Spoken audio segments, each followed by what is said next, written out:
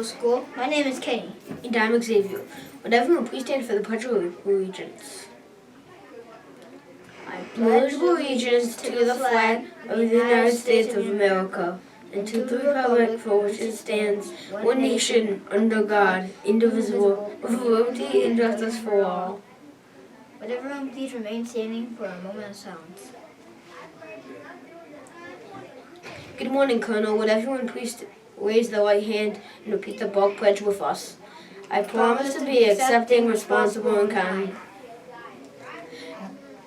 Everyone can now be seated. Let's go over to Weather Center. What's going on outside? Here's today's weather. Now back to the studio. It's now time for our morning announcements. Here's today's lunch menu.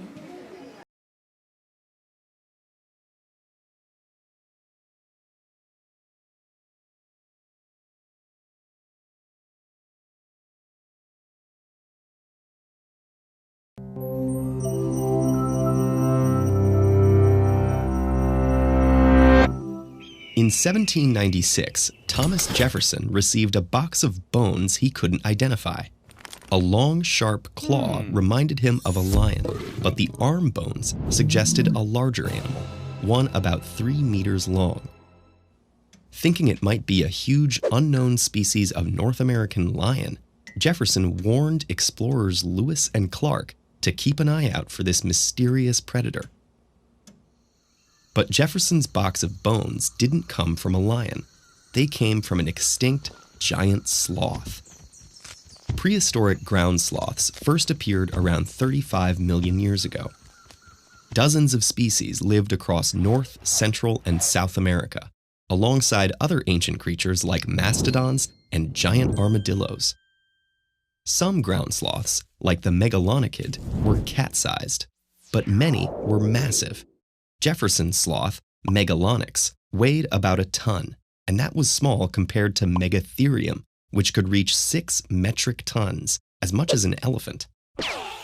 They ambled through the forests and savannas, using their strong arms and sharp claws to uproot plants and climb trees, grazing on grasses, leaves, and prehistoric avocados. In fact, we might not have avocados today if not for the giant sloths. Smaller animals couldn't swallow the avocado's huge seed, but the sloths could, and they spread avocado trees far and wide. Ground sloths flourished for millions of years, but around 10,000 years ago, they started disappearing, along with the Western Hemisphere's other giant mammals. Researchers think that ground sloths could have been pushed out by an oncoming ice age, or competition with other species, maybe humans, who arrived in the region around the time most of the sloths went extinct. Some of the smaller sloths did survive and migrated to the treetops. Today, there are 6 species left, living in the rainforest canopies of Central and South America. Hanging out in the trees is a good way to avoid predators, and there are plenty of leaves to eat. But this diet has its drawbacks. Animals extract energy from food and use that energy to move around, maintain their body temperature, keep their organs working, and all the other activities necessary for survival. But leaves don't contain much energy, and that which they do have is tough to extract. Most herbivores supplement a leafy diet with higher energy foods like fruit and seeds. But sloths, especially 3-toed sloths, rely on leaves almost exclusively. They've evolved finely tuned strategies for coping with this restricted diet. First, they extract as much energy from their food as possible. Sloths have a multi-chambered stomach that takes up 1/3 of their body, and depending on the species, they can spend 5 to 7 days or even weeks processing a meal. The other piece of the puzzle is to use as little energy as possible. One way sloths do this is, of course, by not moving very much. They spend most of their time eating, resting, or sleeping. They descend from the canopy just once a week for a bathroom break. When sloths do move, it's not very fast. It would take a sloth about 5 minutes to cross an average neighborhood street. This unhurried approach to life means that sloths don't need very much muscle. In fact, they have about 30% less muscle mass than other animals their size. Sloths also use less energy to keep themselves warm because their body temperature can fluctuate by about 5 degrees Celsius, less than a cold-blooded reptile, but more than most mammals.